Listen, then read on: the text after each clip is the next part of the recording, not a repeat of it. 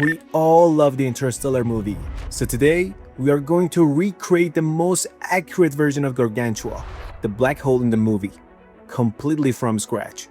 All in under 2 minutes. But first, what even is a black hole? Imagine squeezing an insane amount of mass into an impossibly tiny space. Gravity gets so strong that not even light can escape.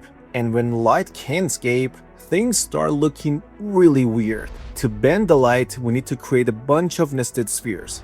So first, I created a sphere and made it as smooth as possible. Then I set up this really simple geometry node setup on our sphere, so we could bend the light around it. Don't worry, check the description. And I set it up so that the closer we get to the center of the sphere, the stronger the distortion becomes, just like a real black hole. Then I created a disk and designed this checkerboard material so we can actually see how light bends around the sphere using the checker pattern. Then I created the black hole disk, which is basically a flat box with a small height, and I set up this really simple geometry node system for it. So simple, it could probably hit up your computer enough to cook a barbecue on it. Again, check the description. And since that wasn't enough, I duplicated the whole geometry node setup to get even more details in the final render.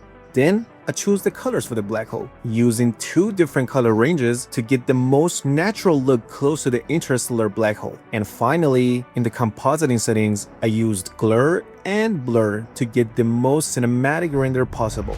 And that's it, we're done. Finally, I need to give a shout out to Logan from Alaskan FX and Samuel Krug. I learned most of what you saw in this video from them. Absolute legends. And that's it for this video. See you in the next one.